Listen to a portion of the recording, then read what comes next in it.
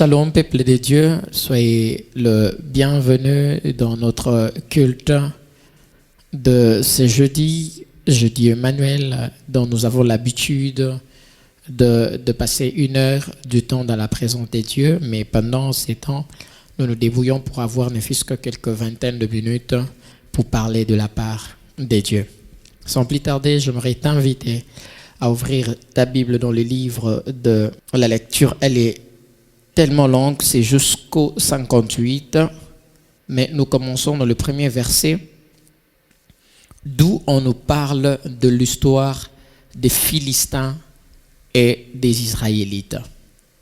Nous connaissons ces conflits qui a eu lieu, qui a commencé il y a longtemps, entre les enfants d'Israël et le Philistin. Alors, ils se sont concertés qu'il devait y avoir la guerre. Ils devaient se battre. Ils se sont préparés. La Bible nous dit que les Philistins sont venus, ils se sont rassemblés et les Israélites de l'autre côté, le Philistin de l'autre côté. C'était question de tout un peuple, de toute une nation de lutter, d'entrer en guerre. Mais ce qui nous préoccupe cet après-midi, c'est que arrivant sur place, l'ennemi qui est le Philistin avait un autre plan. Le plan, c'était pas que le Philistin devait lutter. Le plan, c'était Goliath qui devait sortir. Le peuple de Dieu se sont arrangés pour venir. Le peuple de Dieu se sont arrangés pour affronter. Ils étaient préparés tous ensemble d'un commun accord, comme une seule personne. Ils savaient que nous allons en guerre et ça va chauffer. Arrivé sur place, quelqu'un est sorti avec une proposition. Il s'appelait Goliath. Goliath est sorti, il a dit, écoutez, on ne va pas tous combattre au même moment. Je vous suggère de choisir une personne qui va lutter contre moi. Et si la personne gagne, nous devenons vos esclaves. Et si moi je gagne, vous devenez nos esclaves. Il était question d'une nation.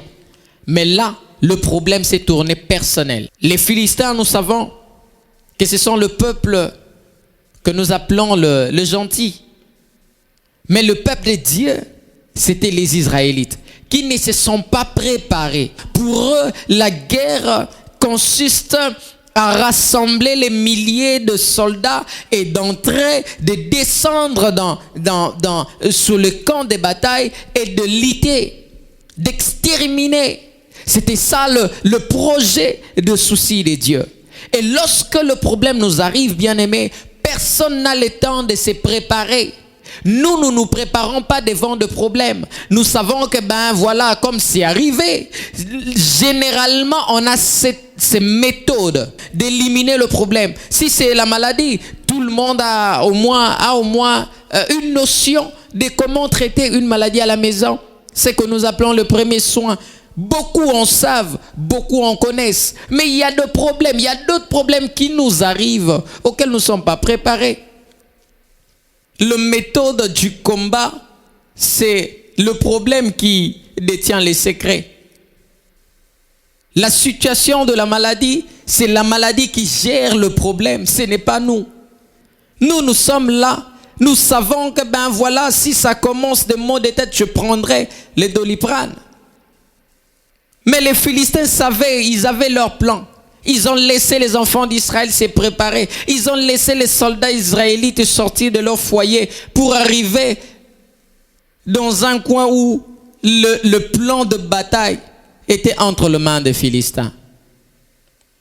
Bien-aimé, il t'arrivera d'un moment où tu pensais que c'était tout le monde qui devait t'aider, que la situation concernait tout le monde. Or, en réalité, la situation ne concernait pas tout le monde. Voilà pourquoi tu sens tes amis te laisser.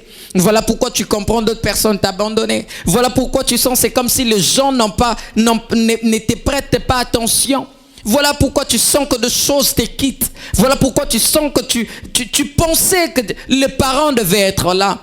Tu pensais que les amis devaient être là. Normalement, le parrain ne pouvait pas te laisser. Normalement, tes amis ne pouvaient pas t'abandonner. Mais tu te retrouves seul.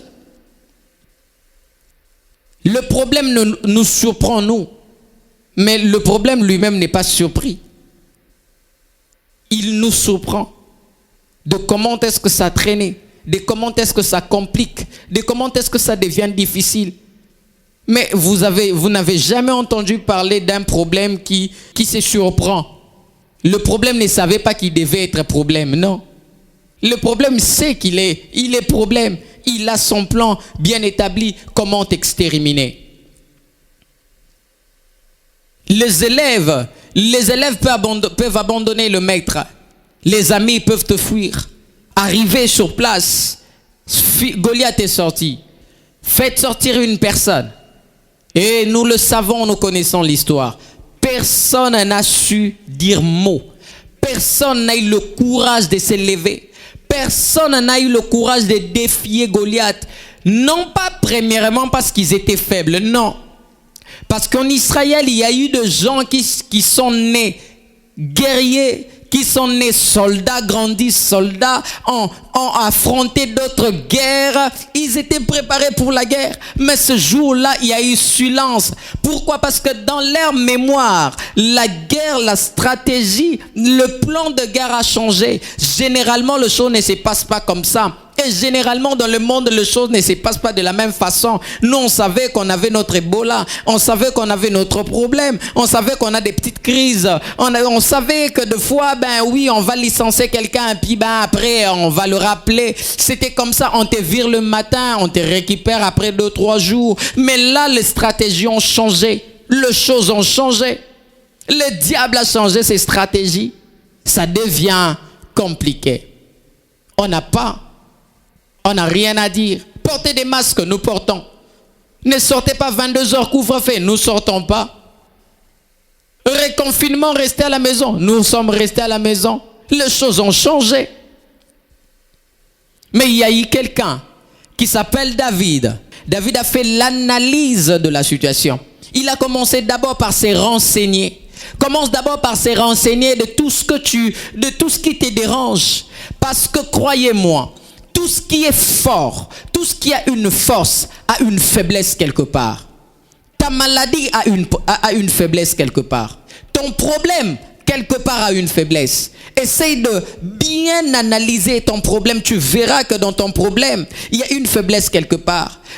La situation qui te dérange a une faiblesse quelque part. Ta situation a une faiblesse. Tout ce qui est fort, tout ce qui a une force, tout ce qui détient la force en eux, il a une faiblesse quelque part. Ta maladie a une faiblesse. David a commencé par se renseigner. Il pose une bonne question. Qu'est-ce que l'on donnera à celui qui vaincra? Qu'est-ce que nous pouvons comprendre par là? Dans la vie, ne fais pas de choses pour perdre le temps. La perte de temps, c'est l'ennemi de la victoire. La perte de temps, c'est l'ennemi de la bénédiction. La perte de temps, c'est l'ennemi de la gloire de Dieu. La gloire de Dieu ne marche pas avec ceux-là qui perdent leur temps. La gloire de Dieu ne viendra pas dans la vie de ceux qui perdent leur temps inutilement. La gloire de Dieu vient dans la vie de ceux qui sont conscients de la grâce de Dieu, qui sont conscients du temps de Dieu, qui comprennent que Dieu est avec eux, qui comprennent, avec des personnes qui ont compris que c'est Jésus, c'est le temps de Jésus. Je dois aller, je dois mettre le pas, je dois dire quelque chose et ça va aller, ça va effectivement aller. Ne passe pas ton temps inutilement. Ne perds pas ton temps dans des choses qui ne te reproduisent rien. Ne perds pas ton temps dans des choses qui ne te donnent rien. Ne reste pas à parler au téléphone du matin au soir. Si ce n'est pas pour le travail, c'est une distraction. Toute distraction attire la crise, la pauvreté. Ne perds pas ton temps. Un homme normal ne peut pas passer toute une journée devant la télé. À moins que tu travailles dans la télé. À moins que tu travailles dans la télé, la télévision va te payer. Un homme normal ne peut pas passer 24 heures au téléphone, même si tu étais l'ami intime. L'intimité ne donne jamais l'argent. L'intimité ne donne jamais de choses dont, si tu traitais bien le temps, tu devais avoir. Traite bien le temps et tu comprendras la faiblesse de ton ennemi. Tu comprendras la faiblesse de ton problème. C'est ainsi que David peut dire à Goliath, tu viens vers moi avec. Pourquoi? Parce qu'il a observé, il a compris que cet homme a des javelots, cet homme a des lances. La Bible parle de kilos de l'épée de Goliath. La Bible dit que son épée pèse 7 kilos. 7 kilos. Donc c'est que David a pris le temps d'observer, d'analyser la situation.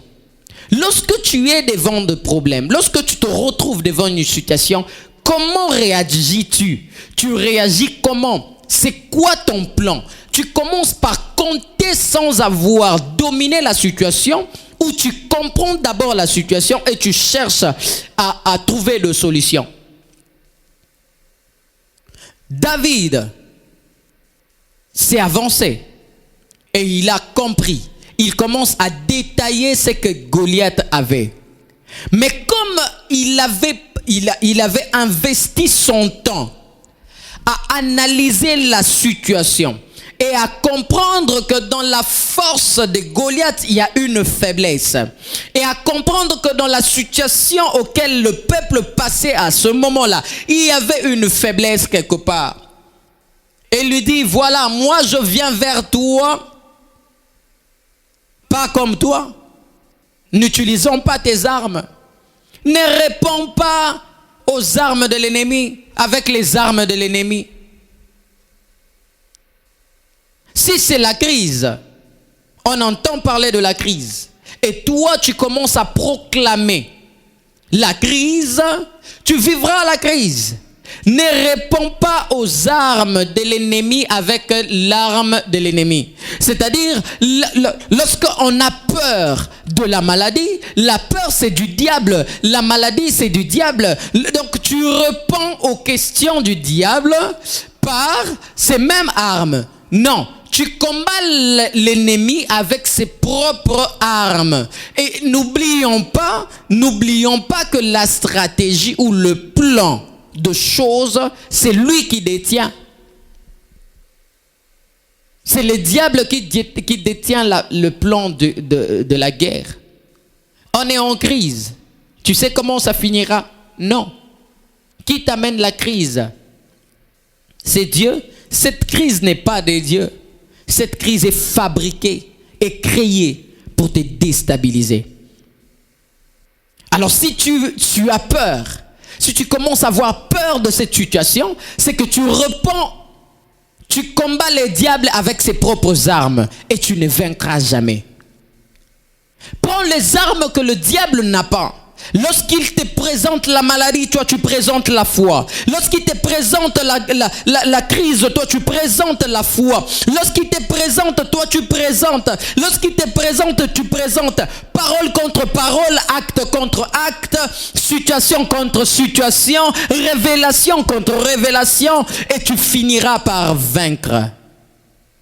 C'est ainsi que Jésus, c'est de cette façon que Jésus a gagné le diable. Il est écrit, il est aussi écrit. Il est écrit, il est aussi écrit. Il est écrit, il est aussi écrit. Et Jésus a été glorifié après la tentation. Ne cède pas, ne donne pas l'occasion au diable. Souviens-toi, j'ai répété ces mots plus de 4 fois. Là où il y a la force, quand tu sens que cette maladie est forte, cette crise est forte, tout ce que tu sens que c'est fort, analyse bien. Il a toujours une faiblesse quelque part. Crois-moi, même le plus fort du monde ont toujours une faiblesse. La Bible ne ment jamais. La Bible dit qu'ici sur la terre, nul n'est parfait. Si la perfection n'est pas de cette terre, c'est que la faiblesse fait partie de notre vie. C'est que la faiblesse fait partie de problèmes. C'est que la faiblesse est dans des problèmes. Même ta bénédiction qui est ta force a une faiblesse. Voilà pourquoi nous avons toujours besoin de Jésus. Voilà pourquoi nous avons toujours besoin de Dieu. C'est pour soutenir ce que nous avons. C'est au nom de Jésus que David avance vers Goliath et il gagne la bataille. J'aimerais te dire cet après-midi, je ne sais pas quand est-ce que tu vas suivre, que Jésus est le seul qui peut détourner les plans de l'ennemi. Jésus est le seul qui peut te redonner la force là où le monde ne croit plus en tout, plus en rien. Jésus est le seul qui peut détourner le plan de l'ennemi et te donner la victoire. Si seulement tu peux croire, si seulement tu peux accepter que Jésus est le seul qui peut te guérir, tu verras les choses avancer telles que tu le confesses. Le diable a fait son plan. Les Israélites paralysés par les plans de Philistins. David a pris un autre chemin et il a détourné tout. La victoire est revenue. La gloire est revenue vers les enfants de Dieu. Très longtemps, cette histoire, cette situation mondiale a commencé. Mais tu es là, un enfant de Dieu, un fils du Très-Haut. Mais regarde ton comportement, tu ne fais que pleurer. Ne combat pas l'ennemi avec ses propres armes. Réveille, la foi va te sauver. C'est le seul moyen. C'est le seul moyen dont tu peux encore être agréable à Dieu. Si tu révèles la foi, tu deviens agréable à Dieu. Et lorsque tu deviens agréable à Dieu, Dieu prend soin de toi. Dieu entre dans le problème et Dieu te sauve. Que le Seigneur t'aide à avoir la foi, à comprendre que tu ne peux pas vaincre l'ennemi par ses propres armes. Mais tu as besoin de Dieu. Si tu es déjà atteint du coronavirus, tu as besoin de Dieu. Si tu es déjà licencié, tu es à la maison, tu as besoin de Dieu. Si tu es déjà par terre sans rien faire, tu ne sais pas où commencer, tu as besoin de Dieu. Et Dieu peut te changer. Dieu peut changer cette situation. Il est capable de tout.